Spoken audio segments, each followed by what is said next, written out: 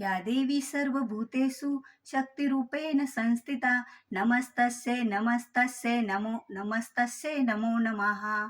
श्री स्वामी समर्थ. स्वामी भक्तांनो, पुन्हा एकदा मी तुमच्यासाठी हा नवीन व्हिडिओ घेऊन आलेली आहे. या व्हिडिओच्या माध्यमातून तुम्हाला देवीचा उपवास, महाअष्टमी उपवास, महानवमी उपवास कधी सोडावा, कधी आपण उपवास धरावा आणि उपवास सोडताना कोणता पदार्थ खाऊन उपवास सोडावा, आणि ज्यांना फक्त बसता आणि उठताच उपवास आहे त्यांनी उपवास कधी धरावा, आणि घट हा कधी आपला हलवावा, या सर्व बाबतीत आपण आज या व्हिडिओच्या माध्यमातून माहिती जाणून घेणार आहोत. त्यामुळे व्हिडिओ हा नक्कीच शेवटपर्यंत बघा, आणि जर चॅनलवर नवीन असाल तर चॅनलला सबस्क्राईब करा.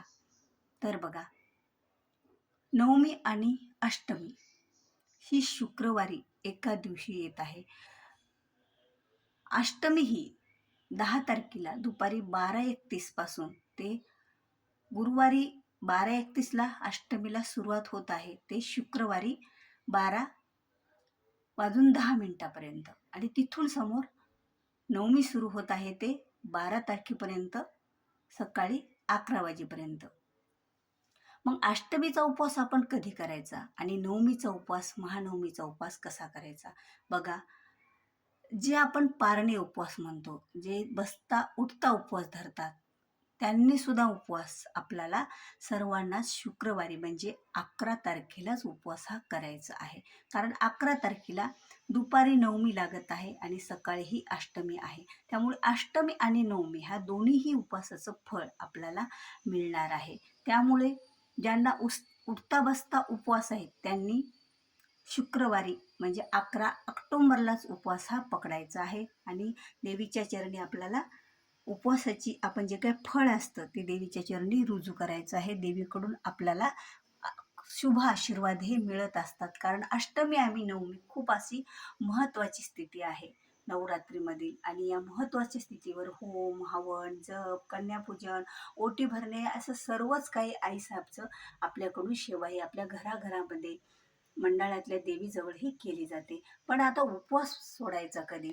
तर उपवास आपल्याला सोडायचं आहे ते म्हणजे आपला उपवास सोडल्याच्या नंतर 12 तारखेला नंतरच आपल्याला घट हे हलवायचे आहेत. पण विजयादशमी 11च्या नंतर लागणार आहे दसरा. आता विजयादशमी म्हणजे 3.5 मुहूर्तापैकी एक मुहूर्त आहे. त्यामुळे या दिवशी जरी आपण नवमीचा पूर्ण उपवास सोडला तरीही चालतं. पण आपल्याला जे काही आपण नवमीचं नैवेद्य करतो, जे काही आपण नवमीसाठी कन्यापूजन करतो, नवमीची देवीला नैवेद्य दाखवतो, आणि ज्यांनी 9 दिवसाचे उपवास धरलेले आहेत त्यांनी सुद्धा उपवास हे 12 ऑक्टोबरला सोडायचे आहेत.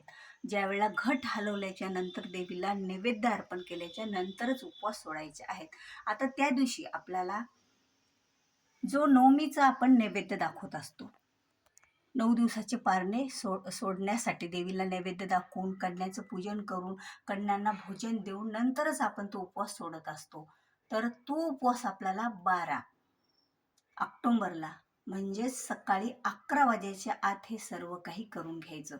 मग घट तुम्ही भलेही दसऱ्याच्या दिवशी, दसरा लागल्यानं म्हणजे दशमी लागल्याने हलवला 11च्या नंतर तरीही चालेल. कारण दुपारचे 12 ते 2:30 हा शुभमुहूर्त, विजय शुभमुहूर्त येत आहे. त्या विजय शुभमुहूर्तावरही जरी आपण घट हलवला तरीही चालेल.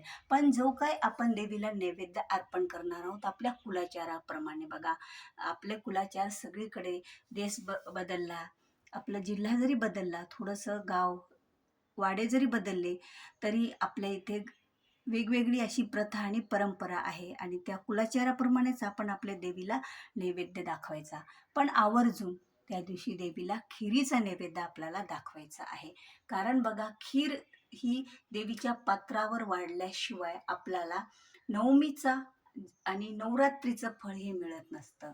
आणि आपण सुद्धा उपवास सोडताना जेव्हा आपण देवीला नैवेद्य अर्पण केला, जो काही आपला कुलाचार आहे तो, आणि खिरीचा नैवेद्य, खीर, पुरी, जे काही तुम्हाला करा वाटेल, पण खीर ही आवश्यकच असते. मग खीर तुम्ही तांदळाची करा, गव्हाची करा, कशाचीही करा, ड्रायफ्रूट टाकून करा खीर, पण खीर ही आवश्यकच असते त्या दिवशी.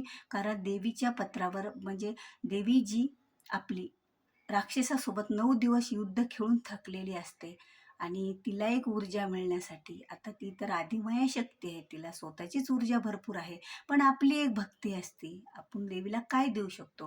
कारण या काळामध्ये आपल्याला देवीकडून असं काही घ्यायचं नसतं, तर आपल्याला देवीची सेवा, आराधना, पूजा करून तिच्या चरणी अर्पण करायचं असतं. म्हणजे आपल्याला जे आदिमाया शक्ती देईल ना, आपली देवी देईल ना, ते आपल्याला वर्षानुवर्षे हे आपल्यासोबत त्याचं फळ आपल्याला मिळत असतं. तर मग त्या दिवशी आपण फक्त त्या दिवशी एक आवर्जून करा, की नवमीच्या अगोदर अष्टमीच्या दिवशी म्हणजे शुक्रवारी तुम्ही ओटी भरून घेऊ शकता. मग शुक्रवारी तुम्ही कोणी शुक्रवारी अष्टमीच्या दिवशी कन्यापूजन केलं तरीही चालेल आणि नवमीच्या दिवशी आपण कन्यापूजा करून त्यांना नैवेद्य भोजन दिलं तरीही चालेल. पण ज्याची कुलाचार आणि परंपरा आहेत बघा, की कोणी नवमीच्या दिवशी उपवास सोडताना कन्यांना भोजन देतो, नैवेद्य दाखवतो, देवीची आपण आरती करतो, घट हलवतो आणि नंतरच उपवास सोडला जातो. आणि आपले जे देवघरातील देव आहेत, जेही आपल्या देवीसोबत, आपण त्यांना सुद्धा स्नान वगैरे घालत नाही, ते पूजेला आणि आराधनेला बसलेले असतात. आपल्याला नवमीच्या दिवशी म्हणजे 12 तारखेला स्नान घालून नैवेद्य वगैरे अर्पण करायचा असतो. त्यांना विशेष महत्वाची गोष्ट, जे नैवेद्याचा ते तुम्ही आपल्या कुलाचाराप्रमाणे पण करणार आहे, ती भोजनामध्ये आपल्याला सुद्धा उपवास सोडताना कारण आपला उपवास हा अपूर्ण राहत असतो, त्याचं फळ हे आपल्याला मिळत नसतं. म्हणून आपल्याला उपवास आपण सोडतो त्यावेळेला खिरीचा प्रसाद भक्षण आहे आणि देवीच्या नैवेद्यात सुद्धा आपल्याला कुलाचारासोबत आपल्या परंपरे आपल्याला खिरीचा नैवेद्य देवीला अर्पण करायचा आहे. आणि जी खीरवाडी जशी देवीला अर्पण करे, कारण यामुळे देवी माता ही आपल्यावर खूप अशा प्रसन्न राहत असतात आणि नवरात्रीचा जो काही आपली सेवा आहे त्याचं फळ आपल्याला हे संपूर्ण मिळत असतं. जगदंबा आपण त्या दिवशी जी 9 दिवसासाठी आई जगदंबा घटावर बसलेल्या आहेत, त्यांना घटावर आपण उठवत असतो. पण आई जगदंबे पण नवमीच्या दिवशी त्या अगोदर आपल्याला जे आपण आई जगदंबेला जो आपण बसवलेला आहे एका जागेवर, पण घंटीचा नाद करा आणि घंटीचा नाद करून त्यांना जागे करा आणि नंतर आईला अभिषेक घाला. आपण श्रीसुक्ताने 1 वेळा 16 वेळा आणि नंतर त्यांना आपल्या देवघरामध्ये ठेवून नंतर त्यांना नैवेद्य अर्पण करा. आणि अशा प्रकारे आपल्याला त्या दिवशीची पूजा, सेवा आणि आराधना करायची आहे.